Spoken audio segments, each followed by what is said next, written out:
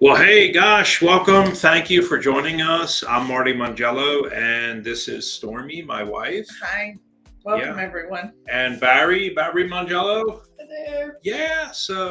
And of course, everyone's wondering who is the lovely lady in the middle. So this is Susannah Twitty Miller for International Women's Day. And also a wonderful guest today from Las Vegas. Dr. Pauline Crawford is with us, and Patty Frudenberg. Hi, happy International Women's Day. Happy International Women's Day. Happy International Women's Day. Absolutely. So I'm going to put our camera on Stormy and Susannah. And I would just like to ask Patty Frudenberg if she would give us a welcome and her thoughts about International Women's Day. Where do we begin? Well, first of all, I'm going to honor our one and only Statue of Liberty. I'm here from New York. I am very proud New Yorker, and I honor the Statue of Liberty. That is definitely somebody that we honor here in New York City. But all kidding aside, I am an historian. I not by profession, but I just love history, and to hear, these amazing women in history that are like hidden gems. And thanks to Marty and Stormy and the United States Presidential Services Center, they are now found. And we are going to dive deep into the history of American women in history. This is really, really exciting. This is not the first time around, Marty, with you sharing and bringing to light amazing women in history. And this one was a doozy. So I'm really excited to get into it. Back to you. Yeah. Thank you so much. I'm just going to highlight us a little bit here so people can see me and Stormy and Barry. This was a struggle for us to find her family. We spent about 3.5 years working on this, and gosh, we did advertising in newspapers, Stormy, right? At least for 6-7 months for the Miller family. Anybody around, I think about 100 miles around, 5 newspapers that we paid for. Anybody that knows the Twitty or Miller, this had to be the hardest painting we ever did. Yeah. It was just to try to find someone, because what we do with our paintings is they use actual descendants to base the paintings on, so that they can get the most historically accurate depiction of the person and what they really look like. And so that helps our artists come to the final painting. Yeah, by doing that type of research. Absolutely. And over to Dr. Pauline in Las Vegas for International Women's Day. 2 female presidents for Rotary International on tonight. Dr. Pauline. Well, welcome from Las Vegas, but actually welcome from Great Britain. So I'll bring the international feel in to International Women's Day. And it's fantastic to be here with you guys and to celebrate this wonderful woman that you've discovered, Susannah Miller. And I'm dying to know more about her. But I just want to say how amazing it is that over 100 years ago, this all started.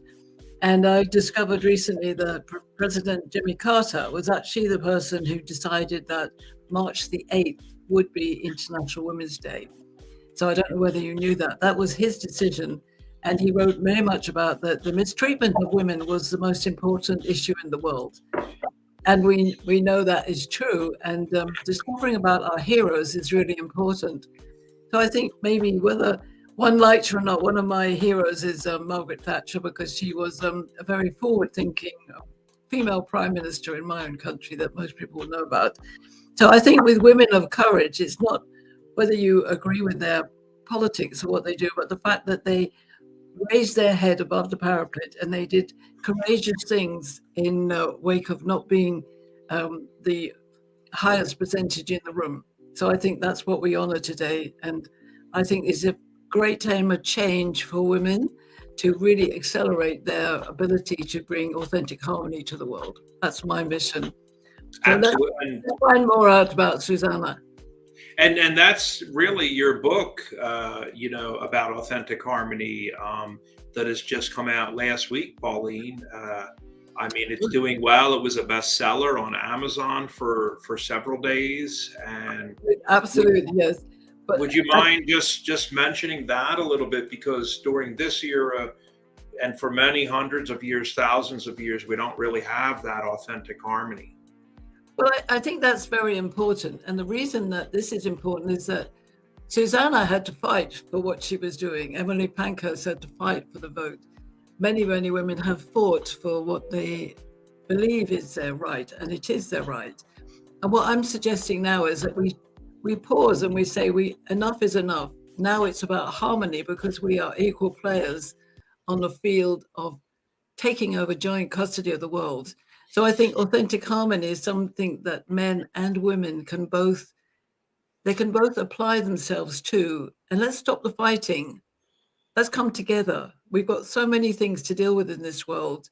If we fight about them, we won't get there. If we share our fantastic talents, and women have amazing talents and attributes, together with wise men like you, Marty, and that we can actually make the world a very different place.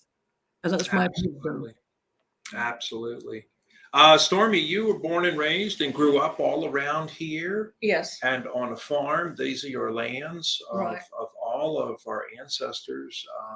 And we're in the home built in 1879 Yes. of Colonel Hambright and his legacy. Yeah. How has all this affected you? And Yeah, just being around and learning even more about the history. I've learned more in the 15 years that I've been back than I did the 18 years that I lived here, and going to school and even visiting the Battle of Kings Mountain, the battleground several times, the national park here. I've still learned so much just of especially with researching the paintings and just learning more about the history here. And it does mean a lot. And I did find out that I am descended from the Hambrights, so that I do have Hambrights in my family. So yeah. this is part of my ancestor of the legacy of living in this home.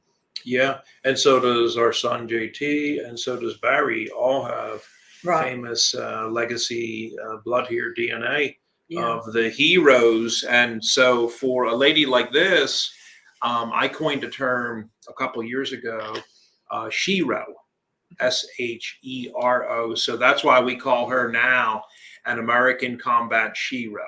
So if the more people that start using that word, the happier I get. Yeah. So, and we do want women to be recognized. And we do feel, honestly, that a lot of their contributions have been squelched, tamped down. History was not written about them. If they did things like during battles, we can see here right now, locally at the battle, I have just changed the text at the bottom. What occurred locally here, just literally up the street. Yes. Patty's been here, 2 miles away, Patty? The historic marker. Yeah. So what happened was, because of and this won't sound unfamiliar to people, with all of the conflict today and heated talk and rhetoric by people, whether it's QAnon or Proud Boys or this crazy swamp people and this and that, the divisiveness in society. This is what is going on around here. Your home is being attacked by people, who believe one thing, and you never know when you're going to hear that knock on the door. And there's 15 people all out front, and they're going to drag you out of your home, and because they disagree with you. Because they disagree with you. Yeah. It's anarchy, and it's just one philosophy versus the other. So a lot of times when I'm explaining this, we've even had people here at the museum say, "Are you talking about like right now, Martin, or are you back 100 years, 200 years ago?" I'm like, "Yeah, I'm back a couple hundred years." Yeah, 200 years ago. That's how familiar it sounds. And the day her fort of her stepfather Graham's fort is attacked, which is the state historic marker here, the silver marker up the street. She's in the fort with a lot of elderly people and babies and women, and there's not a lot of men around. Now, luckily, she's very famous for riding around here bareback on horses. Mm-hmm. She's a very famous English family, English woman. And you know, she has Pauline's accent. Pauline, would you talk again, please? Well, ever since I came and lived in America, I've always been impressed with people saying to me, "Oh, you sound so intelligent because you've got an English accent." So I'll go with that. But that's just the way I don't speak quite like the Queen, but that's the way I speak. When her family spoke, they sound like Pauline. Yeah. And then over time, with all the people that live here, the Germans, the Irish, the Scottish, the French, Francis Marion, Francois Marion, with the French Huguenots, those accents blend and they sound like Stormy today. So Stormy, would you please talk a little bit? Well, I guess some people say it's the Southern Midlands accent that I have. It's not, I'm right on the border of the Appalachian accent, but the one, even living in Virginia Beach, I noticed that even there they talk somewhat different, closer to the East Coast. The closer to the coast that you get, the accent is different, but this is the Piedmont area of North Carolina, or the foothill section of North Carolina, as it's called as well. Yeah. So that's our American story with our dear, loving friends from England. And even things like we say y'all around here. Yeah. Y'all. That comes from y'all. That's where that comes from. So, and if you want to say you all is the way you would like, that's a plural version of y'all. But if you want to take control of a group of people speaking, you would say all y'all. Oh, y'all.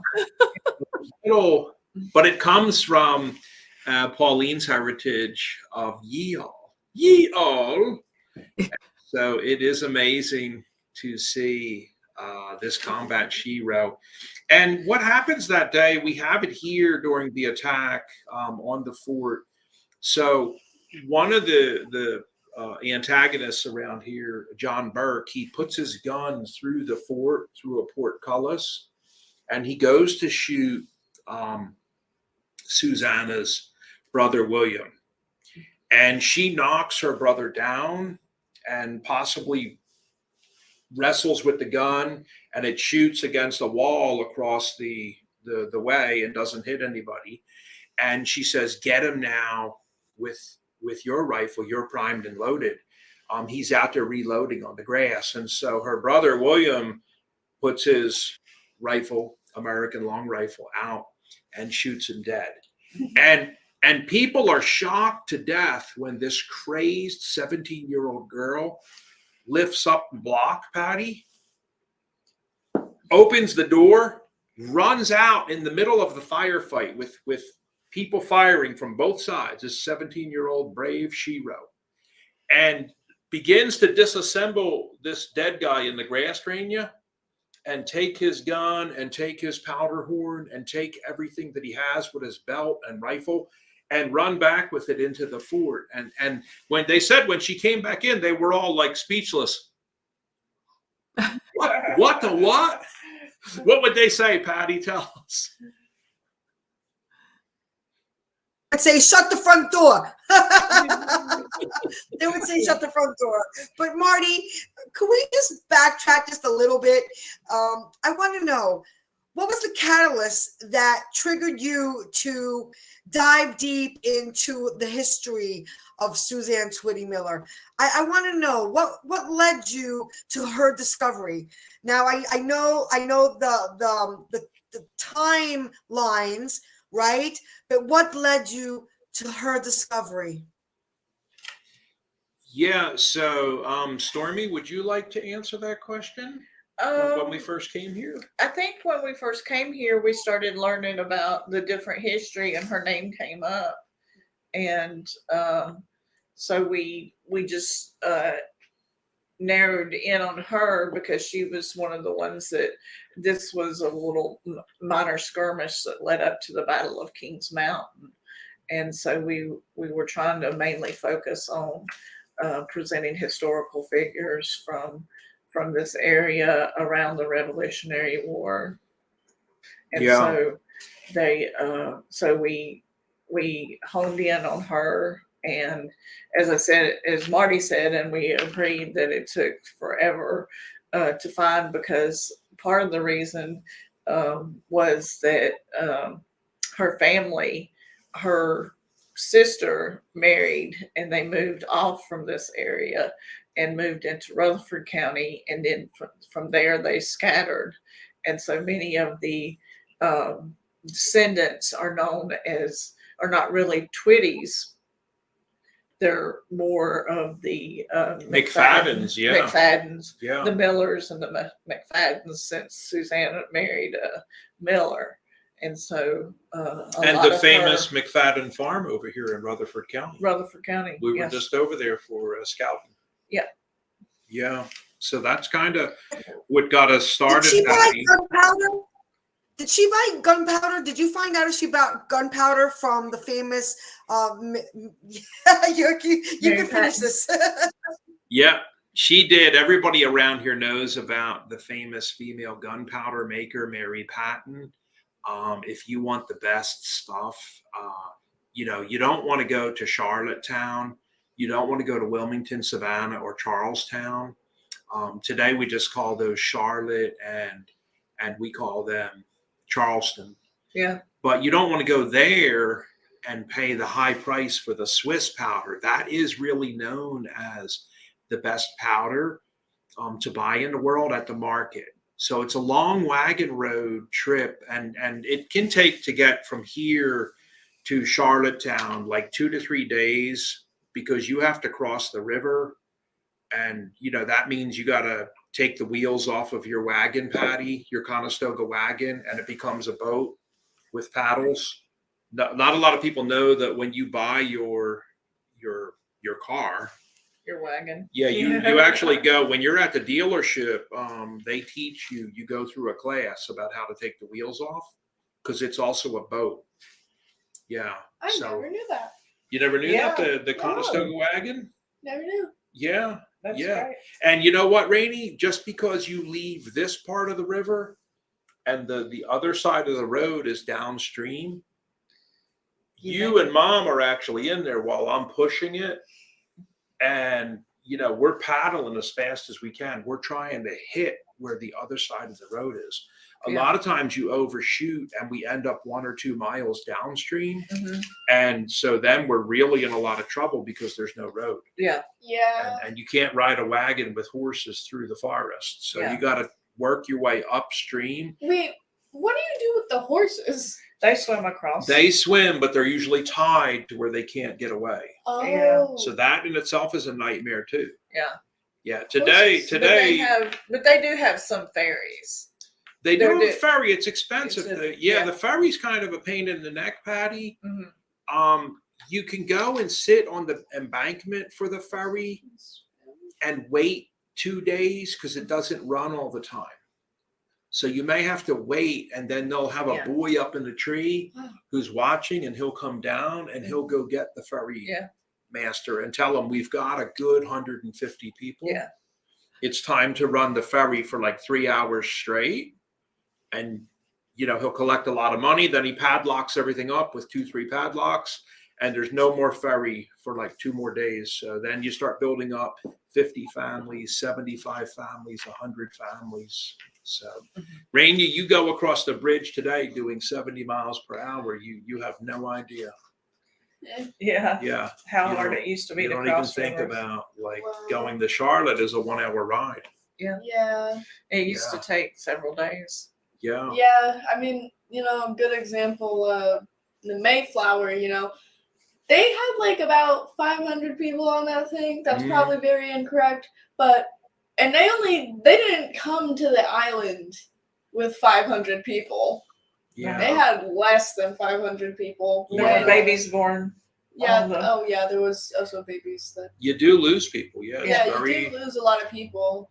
And I'm glad you brought that up because I think Patty is wondering, but Patty, Susannah's dad, William Twitty, he does die with Daniel Boone up in the Northwest. What's considered the Northwest. Yeah, clearing away of the Wilderness Trail under an attack, and he passes away. And so they don't have a dad, and that's where Colonel Graham comes in. I'm going to go on ahead and show his Graham's Fort now for everybody. This is the historical marker. So if you're driving by and you see it, many people love to see these historic markers. Mhm. You'll see marker number 059 for the state of North Carolina. And it looks like this. And we were there for the rededication. We were there for the rededication because somebody hit it doing about 90 miles per hour and died. Yeah. That's fun. Yeah, No. it's not fun. No. Kidding. But this is the famous Graham's Fort marker, number 059, home of Colonel William Graham. This is her stepdad, site of the Tory raid in 1780, served as a Revolutionary War fort. This is where she lives. And you can see here the information text of what happened that day. And I've been running it on the bottom of the screen. It was a large log-hewn home that was fortified, and it was the safest place to be under any kind of attack. And so that's what happened the day of when they came under attack. And this is where you can see the Tory marauders in September of 1780. Colonel Graham, David Dickey, and Graham's stepson, William Twitty, that's Susannah's brother, were the only men there. Mm-hmm. Prepared to fight, and about 24 Tories were attacking them. And there I mentioned to everybody, at one point John Burke approached the structure, put the muzzle of his gun into a crack and fired it. And seeing this, William Twitty's 17-year-old sister Susan pushed her brother down to save him from the bullet. And then she encouraged her brother to return the volley right away through the portcullis, and Burke was shot through the head. And so then Susan unbolted the door and ran out to retrieve Burke's gun, his ammunition, and everything else for the men to use in the fort. And to be honest with you guys, I would like to mention Susannah. We believe, since she is an expert shot, Mm-hmm. this is one of the main reasons we asked the famous artist Jeff Trexler to feature her Dickert rifle. This is her Dickert rifle. It's a very famous rifle from Lancaster, Pennsylvania. And Mr. Dickert got all of the Amish and Mennonites together, and the Germans, who are very famous for making the American long rifle. And this Dickert rifle, you can immediately, anybody who looks at this rifle is experts are like, oh, that's a Dickert. It's like, well, how'd you know that? You can tell by the way it's shaped here and all the brass finishing, and it has a special firing lock underneath the trigger here. Anybody who looks at this says it's very obvious. And this family, the McFadden family, who was so helpful with Patricia and Lacey and all of her family, who sent us photographs to forensically rebuild Susannah correctly. The artist, Jeff Trexler, he was amazed. He said, they all have, it's unbelievable. They all have long blonde hair. Mm-hmm. Yeah, unbelievable. So we're very hopeful that the descendants, the ladies, will be able to come Right. for the grand opening day showing of this here in the area coming up soon. We don't have that day planned yet, but we're working on it. Mhm. And he was just so amazed. He's like, "Wow, all of them have long blonde hair." I have a question. Yeah, We have a lot of old world rifles. Don't we have one of the Dickers? we don't have a Dicker. Oh, No, wow. we have an American long rifle. We have a 69 caliber. Muzzle loading. Yeah, but no Dicker. So. Wow. This Well, is that how was this happened. What do you think now, Pauline? What are your thoughts? Well, so at the time this happened, you said she was 17. 17. Well, that's what I was thinking. That obviously, she had all the spirit of youth and no fear. She was, she was just out there doing what she needed to do best. And I think that's a very important trait of women. We, especially when there's something in need, whether it's our children or our family or our community, we just go for it. And that's what I love about the story. And she lived till she was 61, I believe. So obviously she survived all these traumas, but maybe she wasn't traumatized by it. I don't know. Yes, Stormy and I were shocked. She died in 1825, a month after her mother died. Yeah. Yeah. Her mother was 78. Yeah. She was 61. 61. Yeah. Yeah. She died. Her mom died the same year, a month before. Yeah. And did she have a family? I don't know the story. Did she get married and have a family? Yes, she did. She married into the Miller family, which is how she becomes Susannah Twitty Miller. And we know that Millers like Terry Miller, who was just here from Rotary International, that by trade, they are millers. That's what they do. They mill. Yeah. So fascinating history.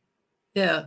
I just think about the sort of fearless bravery, which is, I think, a trait of women who are courageous and have been courageous over the last hundred and thousands of years, but especially in the last era of really wanting to take the battle into the workplace, not quite with guns, but there has been a battle. So Yes. we need to honor the courage of women who actually did go into battle.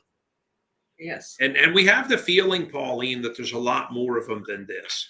We question like how inappropriate it was to celebrate a Combat Shero, for hundreds of years. And we question like all of the writings and books that have been published about her riding horses bareback, shooting her famous Dickert rifle as an expert sharpshooter. How is it possible that a fort's under attack?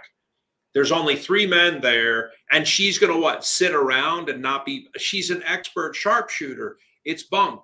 It's bunk. Yeah. And people are like, well, you have no proof of that in writing. It's like, you know what? We're tired of hearing the lies. We're not dumb.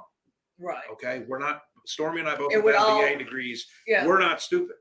It all Okay. adds up to where she was probably, She was probably in firing the as well. combat. And in those days, women just don't get the cred. And that has been perpetuated for hundreds of years until like just recently. A good example of women not getting credited or being miscredited is Cleopatra.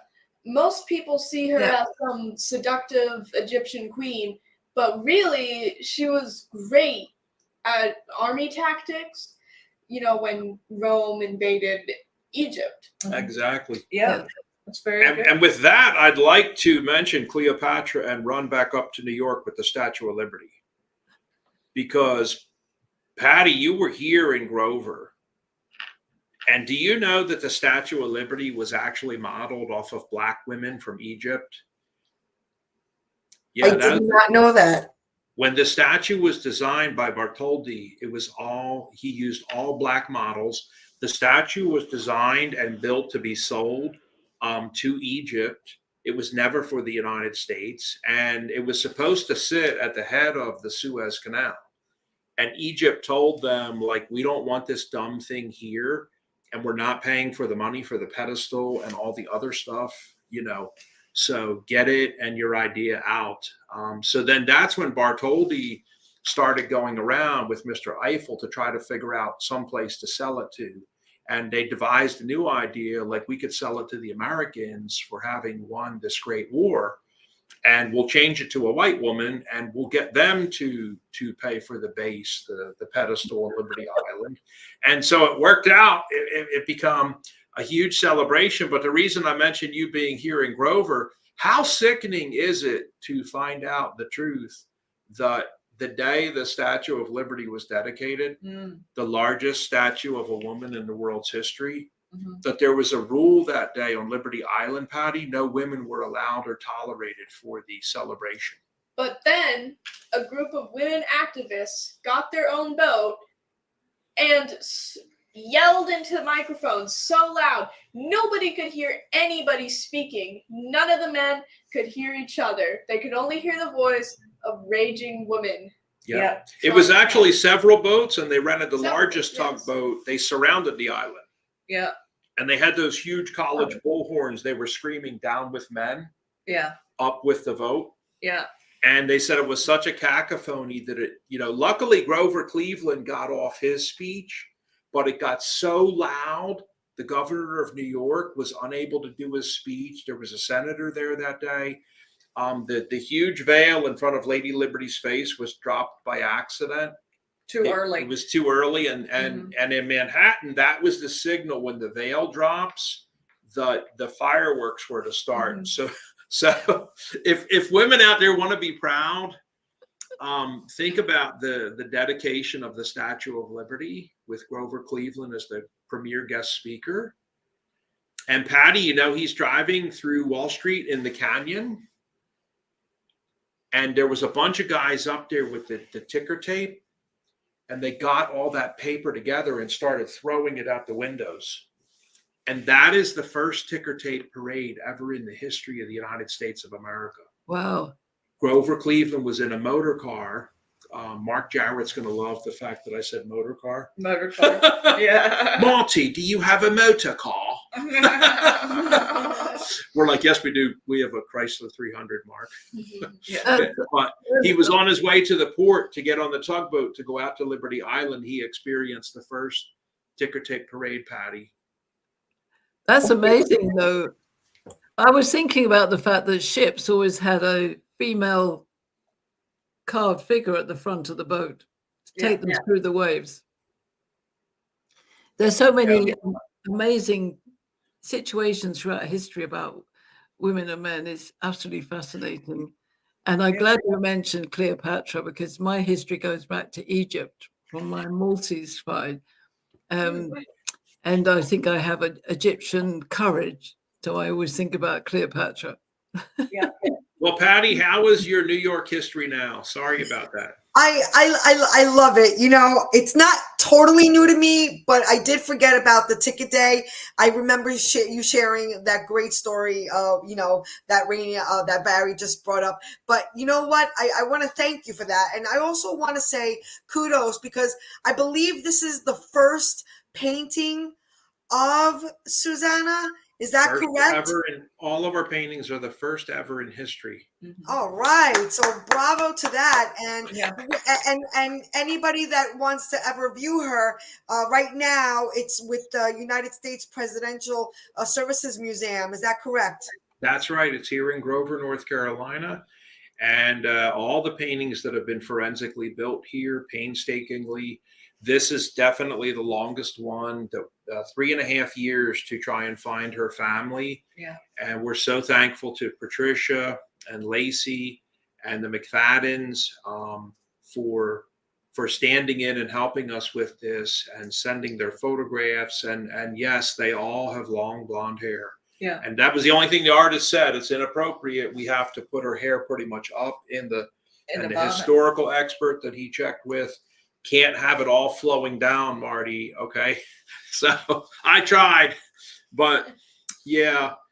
So Marty, what do you think about kids, our future generations, learning about Miss Susannah Twitty Miller? What do you say about that?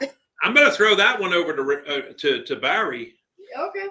Well, I think it'd be great for younger generations to experience things that they haven't experienced before in history. Instead of learning about the usual, George Washington and, well, it's still important to learn about George Washington, no offense to him, but instead of learning about, the usual stuff, learning about heroes in wars is a great thing for children. Yeah, and Raina, you helped participate in the Little Green Army Women Project. Yeah, Yeah. I did. And now we watch our grandson. He doesn't know the difference when he plays with the little army figures out of plastic. They're half women and half men. I like to think of it, if you're playing with Barbies and you're playing with action figures, you're having twice the fun. Yeah. And so that was about 4 years ago, getting the largest toy manufacturing company in the United States to do that. We raised $58,000 to have the Little Green Army Women built, cast, poured in plastic with the molds, and they're sold worldwide now. So, I mean, how cool is that, Patty, to have like children who are 1 year old that don't know the difference when it's time to play little plastic army men? I mean, I'm already excited thinking about children playing with little Susannah dolls. I mean, seriously. This is a movie. This is a movie right here. I'm telling you right now. This is a whole movie and a book and action figure doll from Barbie. Raina gets to. We're gonna let Raina practice screenwriting. Yeah. And write Susanna's story. Yeah, she's a budding little screenwriter. Well, we're going to sign off tonight, guys. It has been our honor to showcase Susannah Twitty Miller, a Combat Shero of the American Revolutionary War, a very famous English woman who lived here and at 17 years old was unafraid to run out in the middle of the death and combat field and then run back into her fort. And she put the bar back down and shut it, obviously. And then they all went away. They were yelling like, "Hey, come out," and they had 2-3 guys that were shot up, and of course one dead guy. And they said they gave up because they realized like this is, useless. They couldn't get through the fort. Now we're going to get a couple more guys, shot. Yeah. And we were just emasculated and embarrassed by a young girl, in fact. So they limped away with what pride they had left. Yeah. All right. Well, thank you so much. Thank you, Good morning, good evening, everybody. and good night. Good morning, good evening, and good night. And this is only the beginning. This is only the beginning. This is only the beginning. And I just wanted to say that the theme this year of International Women's Day is to embrace equity. Embrace equity. So that was this year's 2023 theme. Thank you also to Carolina Isabel, Marin Marino down in Chile for your wonderful comments celebrating International Women's Day. Also, we had LaDonna McFadden, a direct family descendant, would like to say thank you for all that has been done. Thank you, LaDonna, and the celebration of women in the McFadden family today. Yeah, trust me, they are all strong, they are all bold, and anybody who would meet Lacey McFadden of Oklahoma is going to get a fresh cup of Wise Up Buddy, because you are getting ready to meet a strong, tall, abundant, powerful, long blonde-haired lady. Just one photo, if I was to show you, you will realize that these are strong women who are not here to take any guff. Yeah. So thank you, Lacey, for jumping in there with LaDonna. We appreciate the McFadden family so much. And if we get lucky, guys, we're going to be casting a medal and start handing out one per year. That is our dream, possibly with some scholarship money. To preferably, we would like to hit and target 17-year-old girls to commemorate what Susannah Twitty Miller did. Just amazing. Thank you to the McFadden family. I'm going to hand it off to Dr. Pauline to say goodbye with her goodbye message, and then we'll roll into the credits. President Pauline Crawford, will you take us away? I will do. And I want to say a deep thank you to you, Marty, and Stormy and Rainey, and to Patty for coming in from New York, and to all the women in the world who have been courageous and will be in the future. So for all women across the world, 3.9 billion women in the world. Did you know that? So 3.9 billion women, we can make a difference by being courageous, like Susannah Twitty Miller. And I want to thank you, Marty, for putting this show together, and to say happy International Women's Day to everyone. Goodbye.